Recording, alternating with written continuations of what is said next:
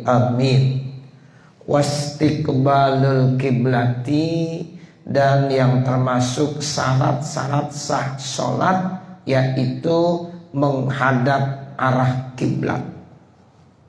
Jadi ini merupakan hal penting juga ya dalam syarat-syarat sah sholat. Jadi ketika kita mau sholat itu harus menghadap ke kiblat.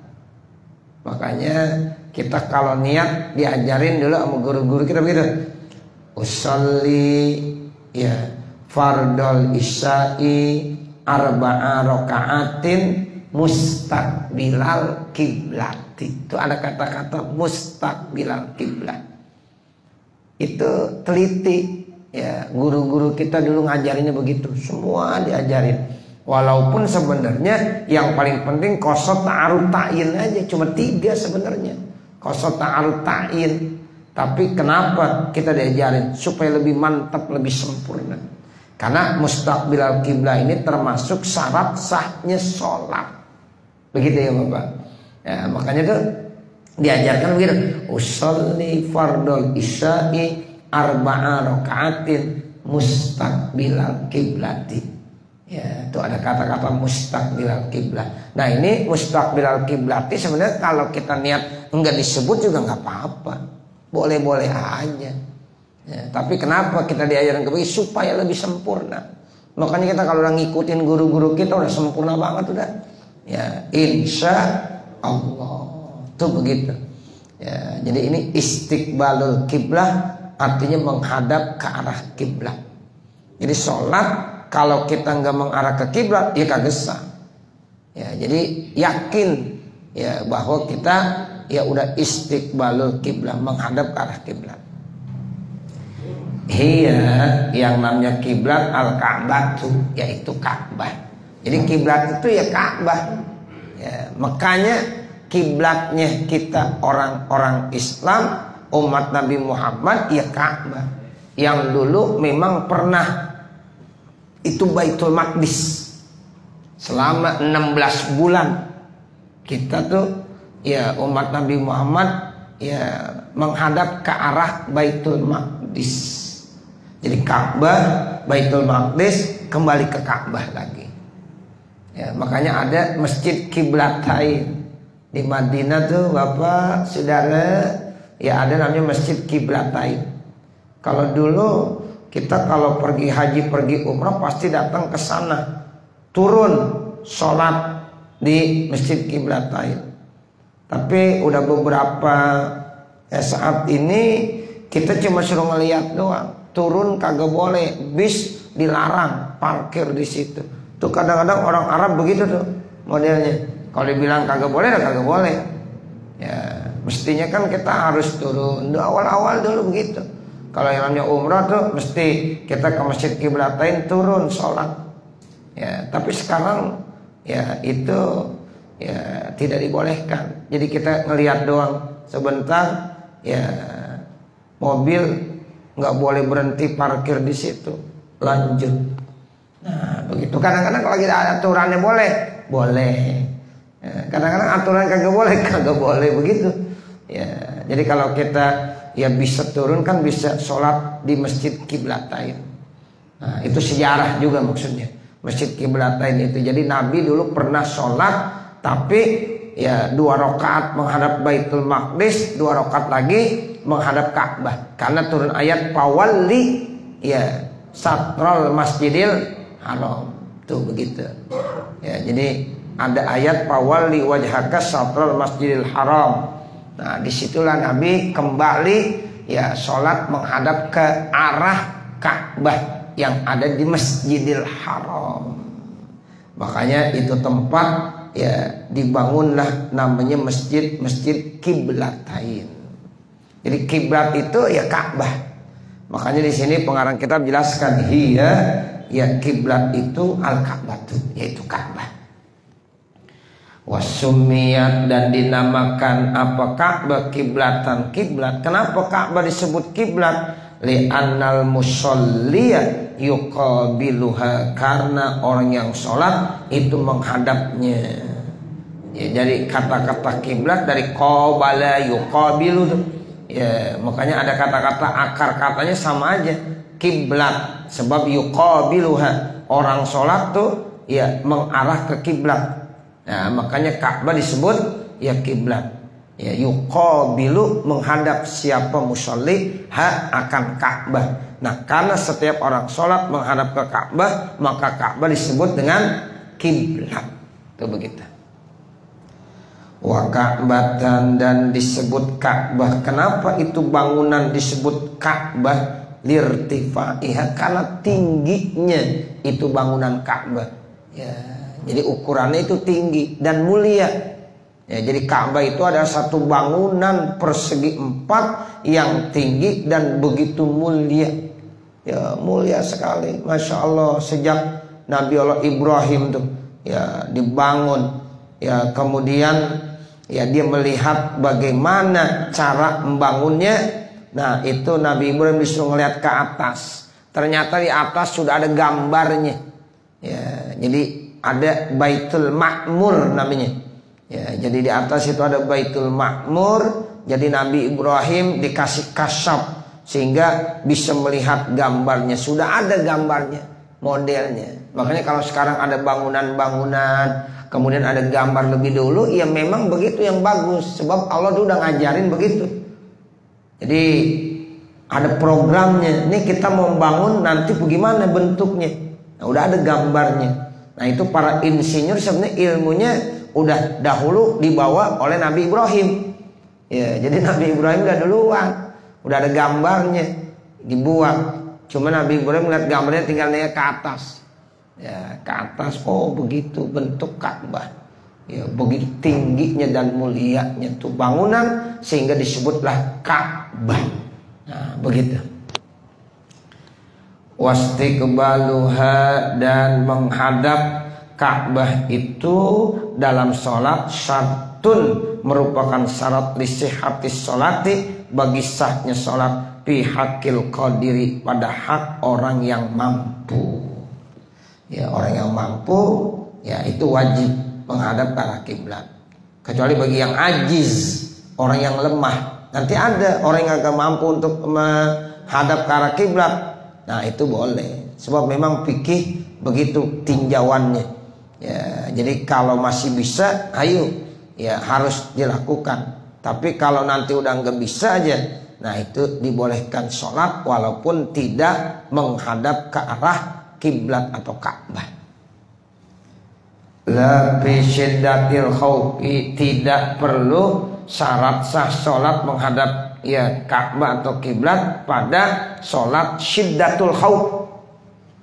Ada nanti Bapak Saudara dalam sholat itu namanya sholat syiddatul khauf. Ya, jadi pada saat syiddatul khauf kita sholat udah madhab mana aja boleh. Jadi nggak perlu menghadap ke arah kiblat. Itu artinya dibolehkan di situ. Nanti ada babnya khusus sholat fi syiddatil khauf, nanti ada khusus babnya. Ya, saat itu boleh orang yang lagi sholat tidak menghadap ke arah kiblat. Seperti terjadi peperangan, sedang berkecamuk perang. Ya, sementara dia wajib sholat, nggak bisa ditunda-tunda. Sholat sambil perang boleh. Ya, itu nggak apa-apa. Nggak menghadap ke arah kiblat masih dibolehkan.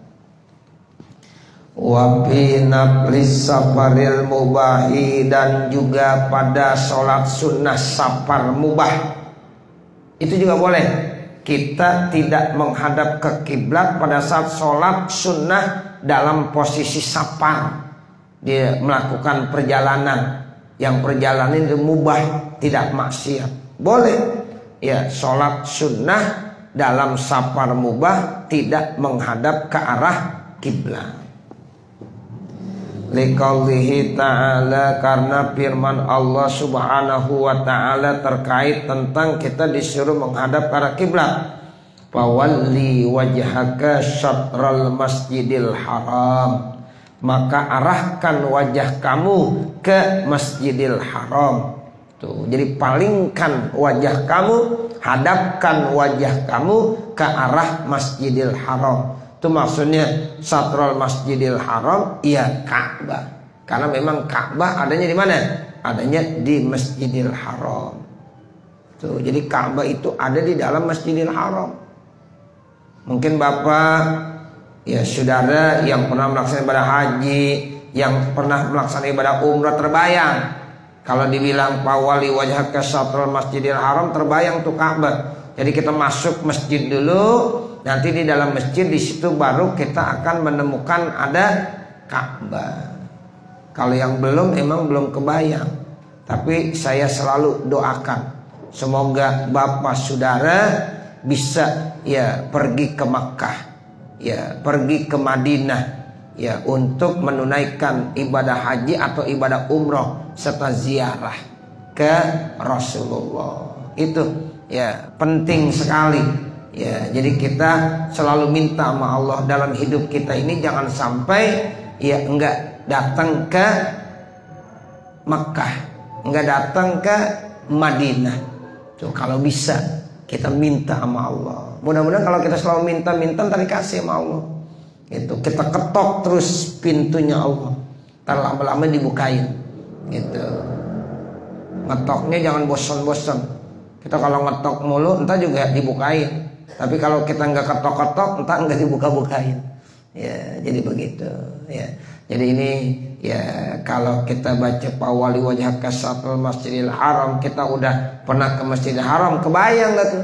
Oh, masuk pintu Masjidil Haram, kita jalan-jalan terus kelihatan dah tuh masuk ke kawasan namanya Ka'bah. Jadi Ka'bah itu ada di dalam Masjidil Haram. Makanya Allah berfirman, pawali wajhaka syatral Masjidil Haram. Maka ya palingkan wajah kamu ke arah Masjidil Haram. Wahai suma kuntum, dan di mana saja kamu berada, pawallu wujuhakum, maka arahkan wajah kamu syatrah, yaitu ke hadapan Masjidil Haram. Wal istiqbalu la yajibu bi ghairi sholati, dan menghadap ke arah kiblat tidak wajib kecuali dalam sholat. Hanya dalam sholat. Ya, kalau bukan dalam sholat nggak wajib. Cuma sunnah. Kalau kita berdoa, nah sunnah menghadap ke arah kiblat. Memang ya arah yang paling bagus ya itulah kiblat. Makanya ya kalau bisa, kalau kita melakukan hal-hal yang baik ya arahkan ke kiblat. Tuh begitu. Ya. Jadi ya yang wajib pada saat lagi sholat. Selain sholat ya tidak wajib. Cuma nanti memang ada sunnah-sunnah, yaitu menghadap ke arah kiblat. Termasuk berdoa itu kita dianjurkan untuk menghadap ke arah kiblat. Fata'ayyana, maka menjadi ta'yin jelas ayyakuna fis sholati, yaitu hendaknya di dalam sholat. Jadi jelas datang ya bahwasanya menghadap ya kiblat itu wajib hanya di dalam sholat. Waliqaulihi sallallahu alaihi wasallam lil musii fi sholatihi, dan disebabkan karena ada hadis Nabi Muhammad SAW yang dilontarkan kepada orang yang tidak baik dalam sholatnya. Ada orang yang dalam sholatnya kurang bagus karena arah kiblatnya nggak benar. Lalu Nabi bilang, wastaqbilil kiblata wa kabbir. Ya, arahkan ke kiblat baru takbiratul ihram. Jadi ada orang sholat nih kurang bagus, jadi belum menghadap ke arah kiblat, ya maka Nabi memerintahkan, ayo arahkan dulu ya ke kiblat. Nah setelah itu baru takbir Allahu Akbar. Itu kalau bisa ya, kalau kita lagi sholat semuanya arahkan ke kiblat. Sampai-sampai kaki pun kalau bisa arahkan ke kiblat juga. Jadi gini nih, kan kadang orang sholat ada yang begini nih, tuh, ini namanya nggak ke kiblat kakinya. Nah gini ini Pak, tuh arahin ke kiblat semua. Kalau kiblat kita kan ke sana, nih. Jadi jangan diginiin. Ini banyak orang yang sholat begini nih, iya banyak kan, dimengkangin ya istilahnya. Nah ini begini nih, tuh sholat. Iya, jadi arah ke kiblat. Nah Ini kadang-kadang imamannya begini banyak. Ya kan? Nah begitu. Jadi kalau kita baca kitab-kitab tasawuf nanti ke situ tuh arahnya. Nah, walaupun dari segi fikihnya masih boleh. Iya, dari segi fikihnya. Sebab yang menjadi ini di sini nih. Ya, cuma nanti yang lebih bagus semua anggota tubuh kita arahkan ke kiblat kalau bisa. Nah, begitu. Ini yang sering terjadi, yang saya lihat orang sholat banyak yang begini. Nah, ini kita robah ya Pak. Nah, ini begini sholatnya. Emang perlu ngaji, sholat itu perlu ngaji. Kalau kita kagak ngaji, ikut-ikutan doang, repot. Nah begitu, ini salah satu contoh aja. Tapi masih banyak lagi yang lain-lain nanti. Nah itu, jadi kalau kita ngaji, emang kita tahu tuh dasarnya ada. Nah seperti itu. Jadi kita arahkan ke kiblat semuanya.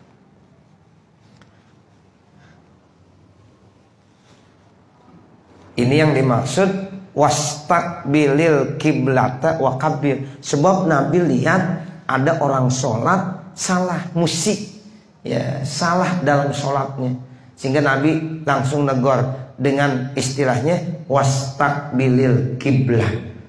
Ayo arahkan ke kiblat, wa kabbir, kemudian baru takbiratul ihram. Allahu akbar. Kadang-kadang ada orang takbiratul ihram juga salah. Allahu akbar. Tuh, mbaknya dipanjangin. Jangan. Ya, jangan dipanjangin. Allahu akbar. Jangan Allahu akbar. Salah juga. Ya, jadi Allahu akbar. Jadi mbaknya enggak dipanjangkan karena memang kagak ada alifnya di situ. Enggak ada huruf mad. Ya, sehingga jangan dipanjangkan. Nah, itu kata Nabi wastaqbilil kiblata wa kabbir. Arahkan ke kiblat dan bertakbirlah. Sumal fardu fi haqqil qaribi minal kiblati isobatu ainiha. Kemudian yaitu yang fardu, yang wajib fi haqqil qaribi, pada hak orang yang dekat, minal kiblati dari kiblat, isobatu ainiha, yaitu tepat sasaran ainnya ke kiblat. Bi ayyu haziyaha, mengepasinya, bijam ibadanihi, dengan semua badannya. Tuh, kalau kita yakin, apalagi kita ada di Masjidil Haram, harus badan kita semua arahkan ke kiblat. Karena kita qarib, termasuk yang dekat. Jadi harus mengepasi semua badan itu ke kiblat. Falau kharaja ba'du badani, kalau seandainya keluar sebagian badannya, an musamatih, dari arah ke kiblat, fala tasihu sholatuhu alal asahi, maka tidak sah salatnya menurut kaul yang paling sahih. Tuh, jadi kalau memang dia qarib, dekat sama Ka'bah, kemudian pada saat sholat badannya enggak semua diarahkan ke Ka'bah, ke kiblat, maka menurut kaul as-sah tidak sah. Ya, tidak sah. Wa amal ba'idu, adapun yang jauh, papil fardi, maka di dalam masalah ya wajib fi haqi, pada haknya orang yang ba'id, qaulani, itu ada dua pendapat. Bagaimana bagi orang yang jauh dari Ka'bah? Ya, itu menurut ulama ada dua pendapat. Azharuhuma, yang paling zohir daripada dua pendapat, aidan juga isobatul aini, mesti juga. Ya, jadi harus benar-benar nepatin ain ke Ka'bah itu. Ya, jadi kita walaupun jauh tetap harus isobatul ain. Lil ayati, karena memang ada ayat. Apalagi sekarang udah banyak alat-alat yang canggih, ilmu pengetahuan teknologi, sehingga ketika kita membangun masjid, membangun musola, nah itu arahnya harus benar-benar ya ke arah kiblat.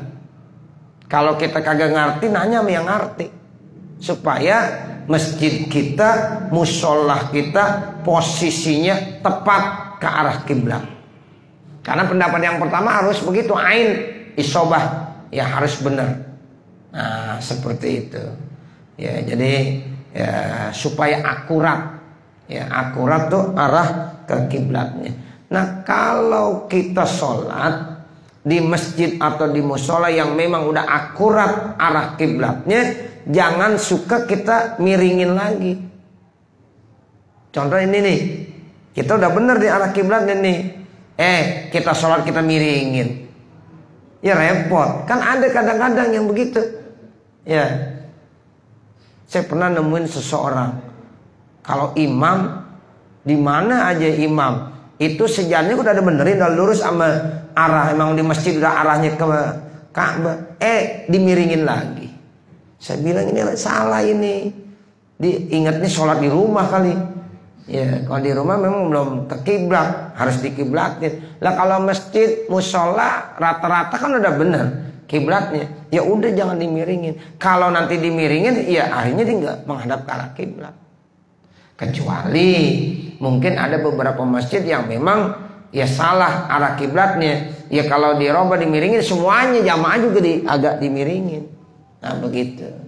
Kan ada ya beberapa masjid setelah ya dikoreksi ternyata posisinya kurang tepat. Nah seperti itu. Tapi kalau yang udah tepat, ya udah sholat jangan pakai dimiring. Ini sekarang nih kita udah tepat, ya nggak usah pakai miring. Kalau imamnya miring ya imam doang yang miring, yang lain nggak ada yang miring. Nah gitu. Jadi ini tolong dipahami. Kadang-kadang ada imam tuh yang begitu. Apakah disadar atau enggak, wallahu a'lam. Ya begitu. Jadi dimiring banget. Apa yang miring banget begitu. Ya, nah itu jangan. Ya, kalau memang arahnya udah posisinya ke kiblat. Nah, seperti itu Bapak Saudara, ya.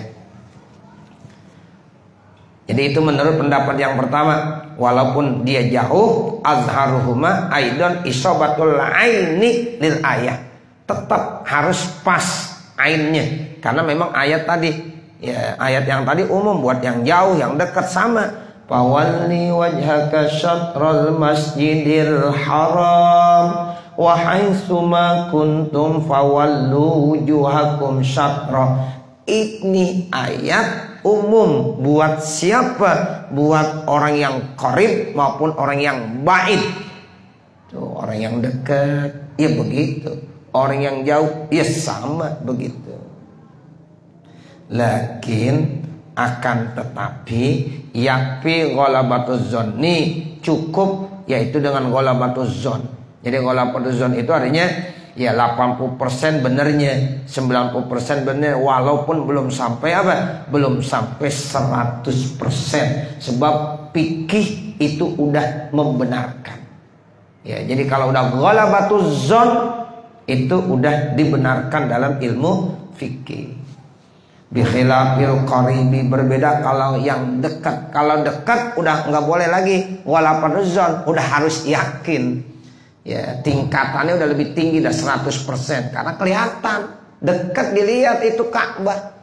Ya, gitu. Tapi kalau kita kan nggak ngelihat Ka'bah, jauh.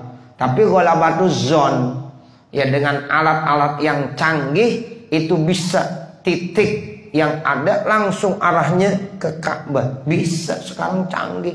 Tinggal buka alat canggih, nih posisi kita benar nggak ke arah kiblat. Bisa kita tentuin sekarang. Gampang sekarang. Ya, itu kecanggihannya. Dan bisa juga nanti akuratnya setiap setahun beberapa kali bisa tuh dengan bayangan matahari. Nah, seperti itu. Jadi bisa dilihat akuratnya. Nah, seperti itu.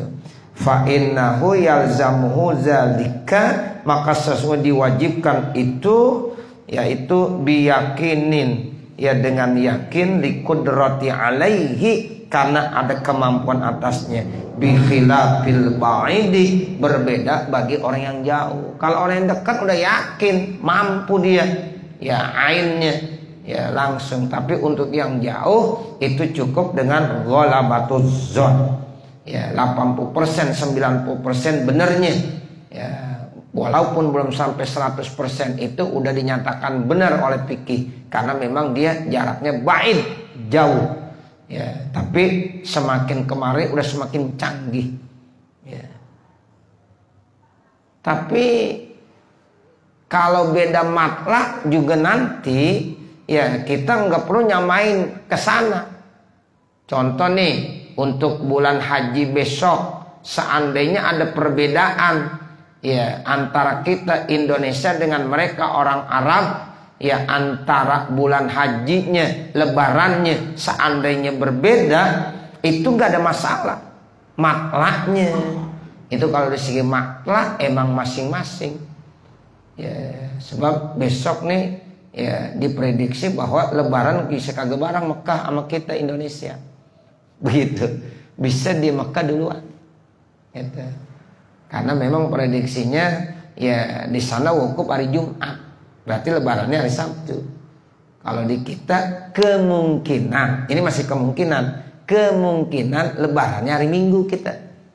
Nah begitu. Nah kalau kita lebaran hari Minggu, Arab lebaran hari Sabtu, nggak ada masalah. Itu sebab beda matlak. Jadi kita ngikutinnya di mana? Ya yang ada di Indonesia. Ya ada, kita kan punya pemerintah, Kementerian Agama, yang di situ ada ulama-ulama yang sudah menentukan ya terkait tentang ya bulan. Nah begitu ru'yatul hilalnya nanti tinggal dilihat. Kalau seandainya sama, ya enak. Seandainya berbeda, tetap kita ngikutin yang ada di kita Indonesia. Cuma nanti bisa rame nanti. Ya kita lagi puasa Arafah, ada yang bilang haram, orang udah lebaran. Nah begitu. Ya, ini perlunya kita ngaji begitu. Ya, jadi nanti kalau ada perbedaan makna nggak ada masalah Bapak Saudara. Ya, seandainya ya besok Zulhijjah berbeda, nah itu bisa terjadi karena beda matlaknya. Tapi kalau masalah kiblat, ya itu walaupun jauh tetap karena ayatnya sama, ya harus disamakan. Tapi kalau menentukan waktu itu beda karena beda matlak. Ya kalau yang beda matlak, zuhur kita di sini sama zuhur kita di Mekah beda apa sama? Beda. Nah begitu. Nih kalau di Masjidil Haram udah sholat isya belum sekarang? Belum. Ya belum. Nih kita udah jam 8.20 menit. Ya di sana ya mundur 4 jam. Ya kan? Mundur 4 jam. Seperti itu. Jadi belum isya. Seperti itu Bapak Saudara. Nah begitu juga terkait tentang masuknya nanti lebaran. Bisa aja di sana duluan, kita belakangan. Harinya bisa aja sama, bisa aja tidak sama. Itu nggak ada masalah. Ya seperti itu. Nah kalau terkait dengan Ka'bah, nah di sini ada ghalabatuz zon bagi yang jauh. Tapi kalau yang dekat udah pasti yakin 100%. Tapi kalau yang jauh 80-90% masih dibolehkan. Nah ini yang dimaksud yakfi ghalabatuz zon bi khilafil qarib fa innahu yalzamu zalika biyaqinin liqudratin alaihi, karena itu ada kudrah kemampuan atasnya. Bi khilafil ba'idi berbeda dengan orang yang jauh dari Ka'bah. Wal qaulus tsani bermula pendapat yang kedua annal fardhu fi haqqil ba'idi al jihatu, yaitu fardu di dalam hak orang yang jauh yang wajib apa? Al jihah, arah. Ya, bukan ain tapi arahnya aja. Ada yang punya pendapat begitu? Wa'lam dan ketahuilah annahu yustaratu aidan bahwasanya disyaratkan juga ayyakuna musallil fardi mustaqirran, orang yang sholat fardu tadi harus tetap. Tuh, jadi kita kalau sholat fardu mustaqirran harus tetap ada. Ya, artinya kagak boleh sambil jalan. Ya, mustaqirran tetap kita berada di posisi tempat. Fala yasihu, maka tidak sah sholat fardu minal masyi dari orang yang sambil jalan. Wa inistaqbalal kiblata, sekalipun itu menghadap ke arah kiblat. Kenapa? Karena ini posisinya lagi normal. Ya, kemudian sholat menghadap ke arah kiblatnya nggak boleh sambil jalan. Harus tetap. Makanya kita kalau sholat kan posisi kita tetap di sini. Nggak boleh sambil jalan. Ya, sambil jalan nanti ya bisa membatalkan. Tuh begitu. Kecuali nanti ada ya hal yang lain yang memang posisi sholatnya tidak dalam posisi normal seperti syiddatul khauf. Nah itu lain lagi. Wala minar raqibi, dan juga tidak boleh dari orang yang berkendaraan allazi tasiru bihi dabatuhu, yang memang kendaraannya, binatangnya itu sambil berjalan, li adami istiqrari, karena tidak ada ketetapannya. Nggak boleh juga. Ya, kita sambil naik motor, sambil naik kuda sholat fardu nggak boleh. Turun dulu. Ya, turun, karena bisa turun di daratan. Istirahat dulu. Di mobil kita bisa turun, ada masjid, turun dulu. Jangan sambil di dalam mobil jalan sholat fardu. Nah, itu walaupun arahnya menghadap kiblat tetap tidak dibolehkan. Ya, jadi mesti kita turun. Falau kana tiddabatu waqifatan, kalau seandainya kendaraan itu berhenti, wastaqbala, kemudian dia menghadap ke arah kiblat, walam yukhilla bil qiyam, dan tidak cacat dengan dia berdirinya, sahhat, maka sah itu salat alal as-sahih, menurut kaul yang paling sahih. Beda kalau kita salat dalam mobil tapi mobil itu diem. Kita salat dalam kendaraan tapi kendaraan itu diem. Nah, itu menghadap ke arah kiblat, itu menurut kaul as-sah boleh. Tapi kalau sambil jalan nggak boleh. Wa qata'a bihil jumhur, dan telah memutuskan dengan sahih ini mayoritas ulama. Tuh, jadi jumhur itu mayoritas ulama.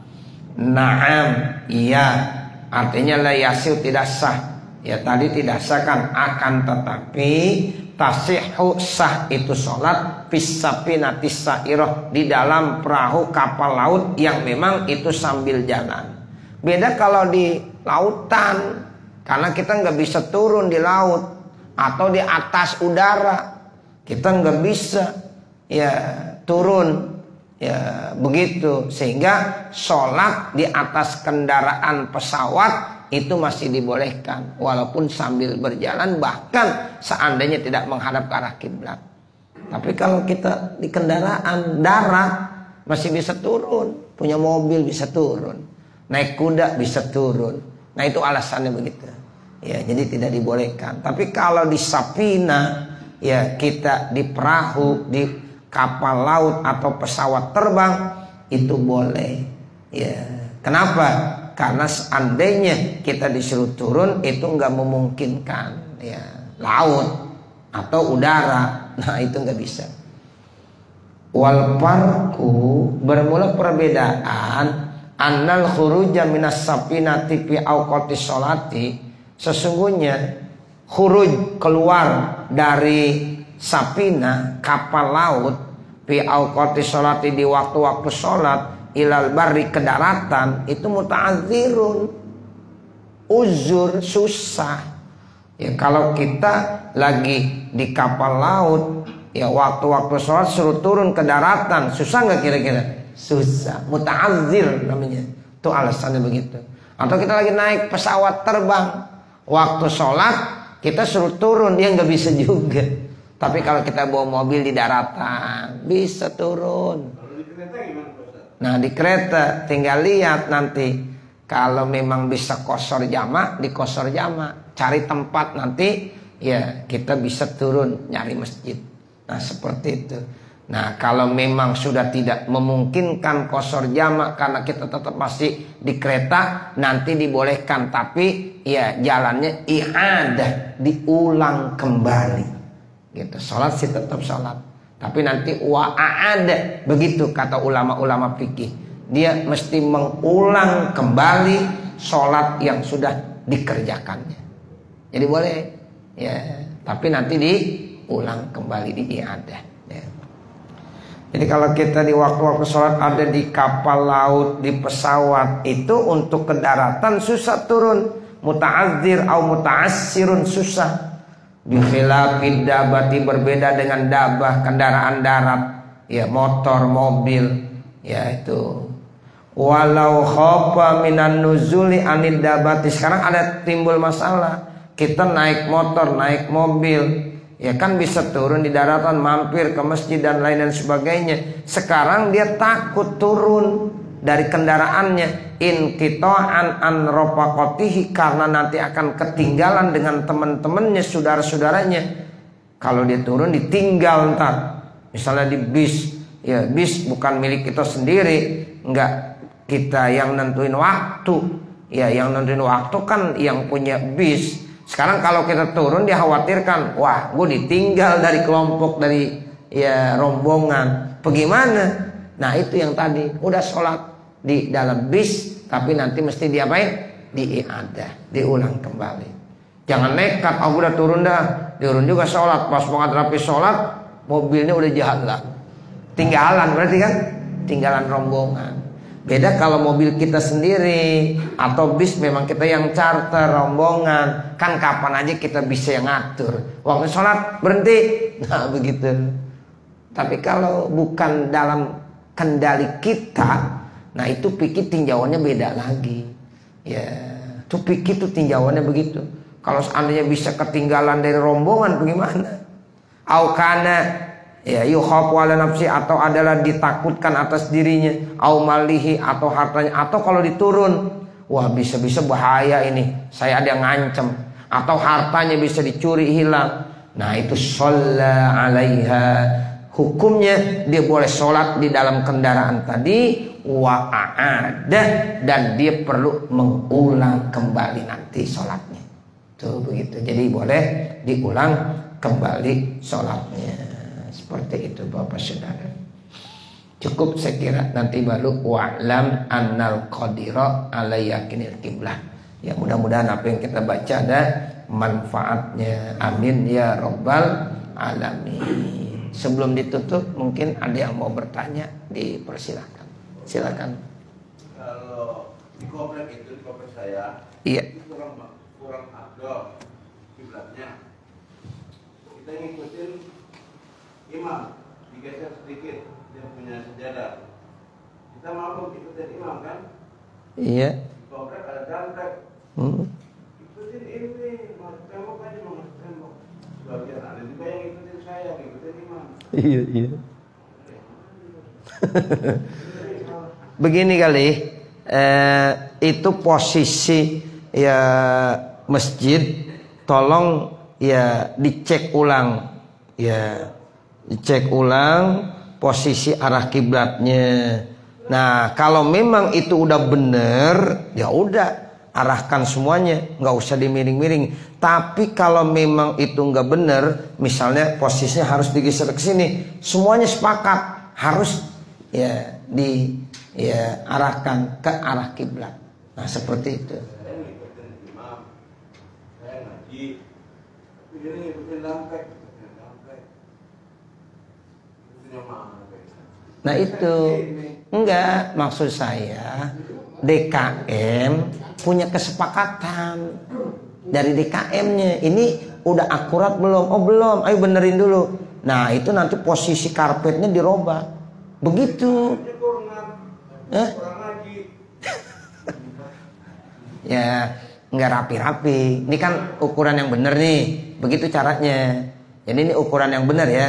Ya ukuran yang bener. Jadi DKM minta supaya ada pengukuran kiblat yang akurat. Nah setelah hasilnya ikutin hasil. Ya kalau ternyata hasilnya, oh ini harus arahnya ke sini dikit, miringin, semuanya dirubah. Nah begitu aja udah caranya.